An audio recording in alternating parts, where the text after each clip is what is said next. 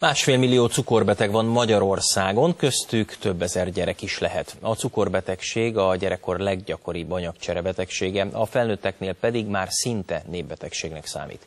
Ma van a diabétesz világnapja. Ilyenkor programokkal, akciókkal próbálják felhívni az emberek figyelmét a betegség megelőzésére. Rácz Sarolta almát válogat 3 éves kisfiával. Azt mondja, szinte minden nap vásárolnak zöldséget, gyümölcsöt. Szeretem is nagyon, még igazából ez viszonylag olcsó is még. Fontosnak tartja, hogy gyerekei egészségesen egyenek, ezért édesség helyett próbál minél több gyümölcsöt és zöldséget adni nekik. Hát mutasd meg, hogy melyik almát szereted a legjobban.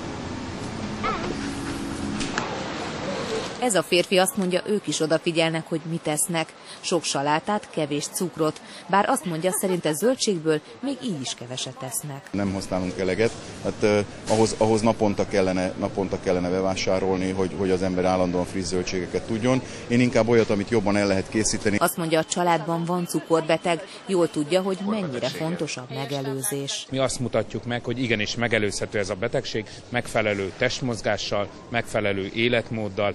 Ezért, hogyha mi teszünk, akkor megelőzhető. Mögöttem látható. A diabétesz világnapon szakemberek adtak tanácsot cukorbetegeknek. Hogyan állítja össze az étrendjét a nap mindennapokban?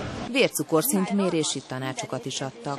Ez nem fájdalmas. A zöldségfélék nagy részét számolatlanul fogyaszthatják, még a cukorbetegek is. Teljesen mindegy, mit választ a cukorbeteg, csak válassza és egye. Az egészséges ételek ráadásul nem is kerülnek többe. 2 kosarat állítottunk elő. Az egyikben a hagyományos, jellemzően magasabb zsírtartalmú termékeket válogattuk elő, másikban pedig nagyon odafigyeltünk arra, hogy a dietetikusok által javasolt árucikkeket válogassuk be. 1957 forintban. A 2 kosár végösszege pár forint különbséggel megegyezik. Újpestre igazol Gyurta Dániel, az